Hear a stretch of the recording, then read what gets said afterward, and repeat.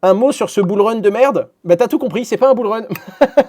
Voilà, il n'y a pas de bull run de merde. Les bull runs, c'est que des bons bull runs. Si c'est un bull run de merde, c'est que c'est pas un bull run. C'est dans la définition du bull run. Si c'est un mauvais moment, que le marché ne monte pas, qu'il n'y a pas d'intérêt pour ce domaine, vous n'êtes pas en bull run.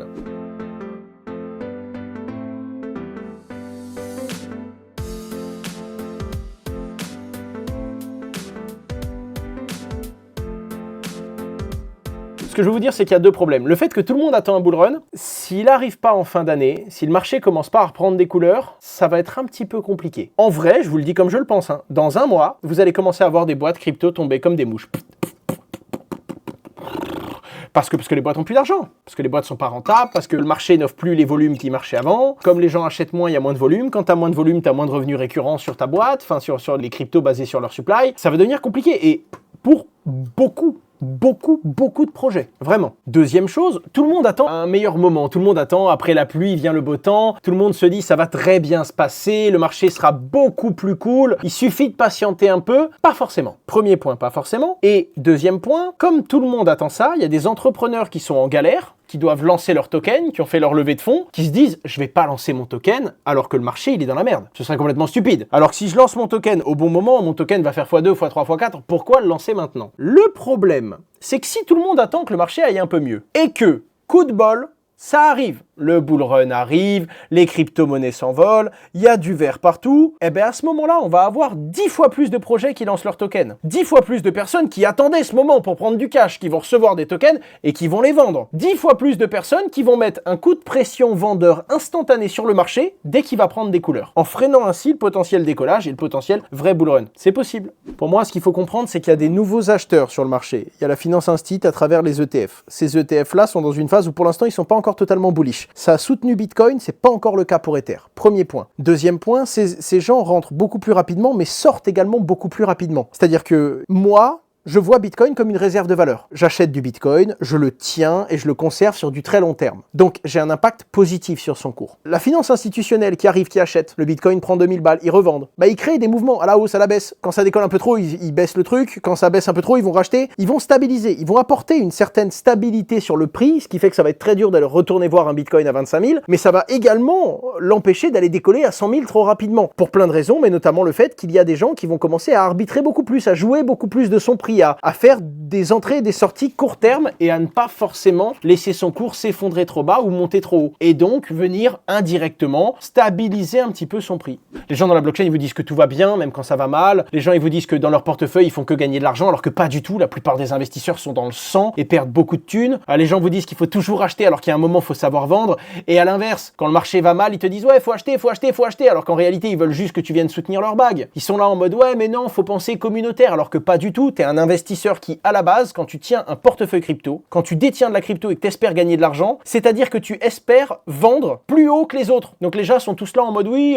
Il y en a, ils font ça sur Twitter, il y en a, ils disent ça, il y a des projets qui font ça, il y en a d'autres qui disent ça, c'est pas bien. Alors que tout le monde ici, à partir du moment où tu as un portefeuille crypto, tu es en compétition avec les autres au niveau de la valeur. Et donc, tu essayes d'acheter plus bas, que d'autres personnes rentrent pour valoriser et vendent plus haut, parce que c'est un jeu à somme nulle. Enfin, pas tout à fait, parce que tu as de la création de valeur, mais on sait très bien que dans le monde de la blockchain et de la crypto, la spéculation, c'est aujourd'hui 90% du marché, peut-être 95%. La vraie création de valeur, c'est 5%. Et encore, c'est quand même 5 fois plus qu'il y a 7 ans où c'était 1%, mais c'est ce que je veux vous dire. C'est vrai pour les youtubeurs, mais c'est vrai également pour les investisseurs, c'est vrai également pour les entrepreneurs qui lancent leurs tokens, c'est vrai également pour les exchanges qui listent des tokens et qui vont prendre une partie de la supply, c'est vrai également pour ceux qui distribuent les grants, et pour les blockchains elles-mêmes qui ont lancé un réseau un peu similaire à d'autres et qui doivent survivre et donc distribuer des grants pour que les gens viennent construire chez eux. C'est la réalité de ce marché. Tu vois ce que je veux dire? C'est pas une blague, c'est pas une impression, c'est comme toute technologie qui explose et qui se veut être en hyper croissance, tu auras de la valeur à terme, 5 ans, 10 ans, 20 ans, 30 ans, mais sur du court terme, tu auras beaucoup de spéculation, tout comme la bulle d'Internet. Les gens avaient raison, Internet a changé le monde. En attendant, tu as des boîtes qui ont fait x1000 parce qu'elles allaient lancer leur site.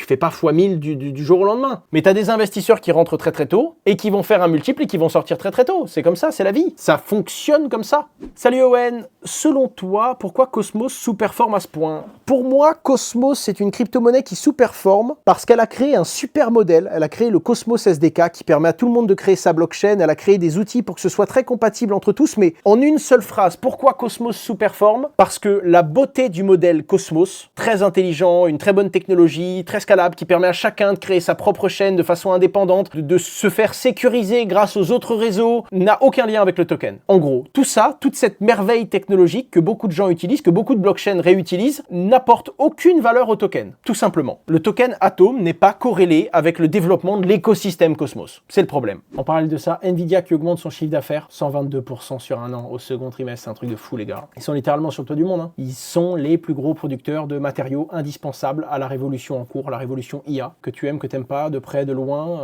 que tu l'utilises un peu ou beaucoup, tu as besoin en fait de cette puissance de calcul et de ce que te proposent leurs services, leurs locations, leurs produits. Ils sont vraiment l'usine de cette révolution. Ils auront des concurrents, ça va développer, je pense, beaucoup. Tu vas avoir d'autres boîtes qui vont exploser, mais pour l'instant, personne ne peut les concurrencer et tu as une barrière à l'entrée qui est très forte. En gros, ce que je veux dire, c'est que même un mec qui arrive avec 10 milliards, qui dit je vais faire des meilleures cartes graphiques qu'eux, ouais, mais eux, ils ont des chaînes de production, ouais, mais eux, ils ont les usines pour aller chercher directement les composants, ouais, mais eux, ils ont les partenariats, ouais, mais eux, ils ont des contrats à long terme, ouais, mais eux, ils ont de la supply, ils savent distribuer ça. Enfin, même si tu veux faire de la carte graphique, même si tu veux lancer ta boutique de donuts, eux, c'est Dunkin' Donuts. Tu vois, ils sont déjà en place.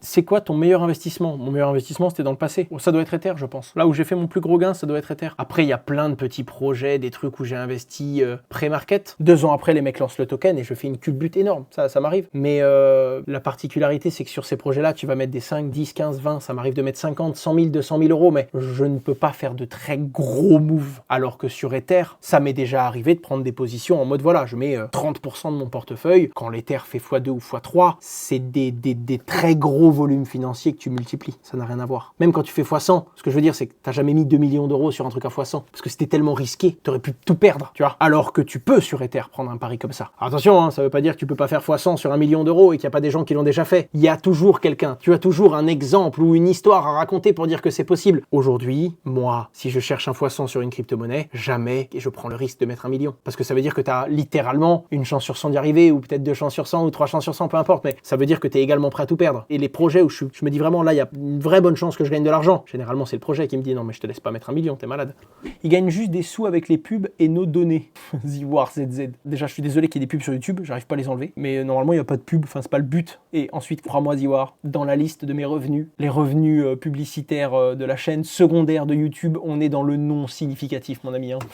Si je peux me permettre, le but, c'est pas d'être arrogant ou quoi que ce soit, hein, mais sur YouTube, ma chaîne secondaire, ce mois-ci, les publicités m'ont rapporté l'énorme, monstrueux montant. Je sais pas comment je vais vous dire ça, les gars, parce que là, ça va choquer plus d'un d'entre vous. Hein. Là, attention, là, c'est du lourd, hein. Si ça continue comme ça, que je vous balance des pubs dans la gueule, que je continue à vendre vos données, je pourrais bientôt m'acheter une boîte d'AirPods.